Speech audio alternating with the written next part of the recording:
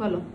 আচ্ছা, মুনতাহা আসছে জ্বর নিয়ে। হ্যাঁ, তো আমি আজকে জ্বর নিয়ে একটু কথা বলবো। হ্যাঁ, তো এখন আমাদের গ্রীষ্মকাল। তো গ্রীষ্মকালে গ্রীষ্মের চরম দাবদাহে আমরা সকলে অতিষ্ঠ। তো এই গ্রীষ্মকালে দেখা যাচ্ছে যে বিভিন্ন ধরনের ভাইরাল ফিভার বাচ্চাদের মধ্যে দেখা যাচ্ছে। তো ভাইরাল ফিভারের ক্ষেত্রে কয়েকটা কথা হলো, জ্বরের প্রথম 3 থেকে 4 দিন আমরা শুধুমাত্র প্যারাসিটামল ইউজ করবো। হ্যাঁ, সেক্ষেত্রে আমরা প্যারাসিটামল প্রতি 6 ঘন্টা পর পর দিতে পারি।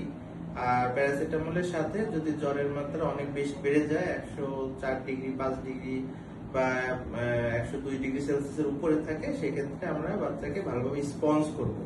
স্পঞ্জ করার অর্থ হলো একটা বাটিতে বা গামলায় হালকা কুসুম গরম পানি নিয়ে সেটাতে একটা সেটাতে একটা রুমাল অথবা পাতলা কাপড় ভিজিয়ে ভালোভাবে তাকে মুছে দিতে হবে এবং দেখতে হবে তার যেসব জায়গায় ভাঁজ আছে, যেমন গলা, তারপরে বগল, হ্যাঁ, তারপরে কুচকি, তারপরে হাতের ভাঁজ, পায়ের ভাঁজ, এসব জায়গায় ভালো করে বারে বারে মুছাতে হবে।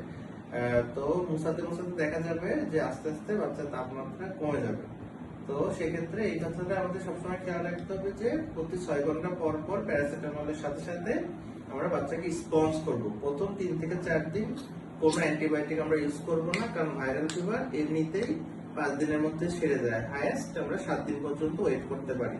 হ্যাঁ, সাথে সাথে আমি আরেকটা কথা বলতে চাই, কিছু কিছু মায়ের ভুল ধারণা আছে যে বাচ্চার জ্বর যখন অনেক বেশি থাকে, কমতে চায় না, তখন কিছু মায়ের একটু ভুল ধারণা আছে যে বাচ্চার টেম্পারেচার বা তাপমাত্রা যখন অনেক বেশি থাকে, কোনোভাবে কমতে চায় না, তখন আমাকে ফোন দিয়ে বলে যে স্যার তাপমাত্রা তো অনেক বেশি, তো আমি সাপোজিটরি ইউজ করবো কিনা। তো এখানে একটা কথা বলে রাখি যে নাপা সিরাপ, নাপা বা প্যারাসিটামল বা এই যে সিরাপই হোক, সিরাপ এবং সাপোজিটরির মধ্যে তেমন কোনো পার্থক্য নেই, দুটোই প্যারাসিটামল। হ্যাঁ, তো এরকম ভাবার কোনো কারণ নেই যে তাপমাত্রা অনেক বেশি হলে 102 ডিগ্রি সেলসিয়াসের উপরে উঠলে যে প্যারাসিটামল সাপোজিটরি দিলেই কমে যাবে, এমন কোনো কথা নেই।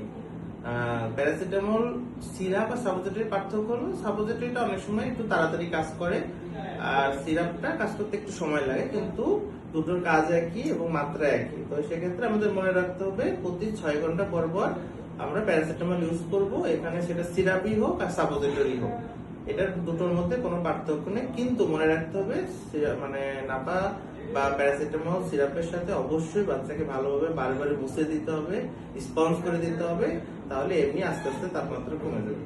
ধন্যবাদ।